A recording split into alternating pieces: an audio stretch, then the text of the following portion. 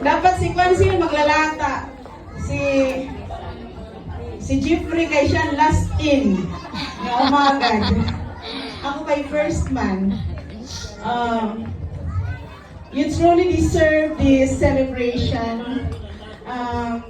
Because considering all the sacrifices you've made, especially to your children. In behalf of your children-in-law, animan, anakon, mga back-up, hinakam. Si Ado, si Jeffrey, si Dakdak, sino pa? Si Bernel. So, we are very much lucky and ano ba ini? Blessed nga, ikaw ang amo naging mom-in-law. Para sa kasariran sa katagan, ang amon ang ginhatag ni Lord sa among ugangan, sobrang ang kabuutan. For almost 19 years, nga naging part ang sa kanilang pamilya.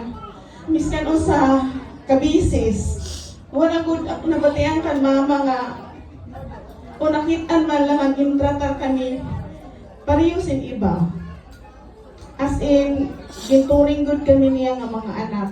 Sobrang kapasensyosa, ka mahigugmaon, ka maalaga nga mama. And that is admire you most about your mama. Dako nga salamat sa imo sa pagpalangga. Bisan ko diri mo kami diri kami tigang sa imo. Sobrang imo pag-igugma ang ginhatag sa salamat liwa nga ikaw ang naging constant source na akong strength bilang sa iyo nga nanay.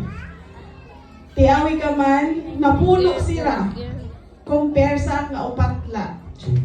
Sa kada moment nga nagiging maluyak bilang isayo nga iroy, pero migugod si mama na dudumduman.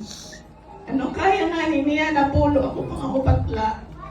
So, salamat mama.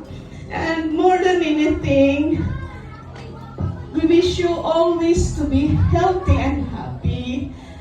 Thank you so much. Thank you for everything. And again, happy birthday. Good evening, everyone.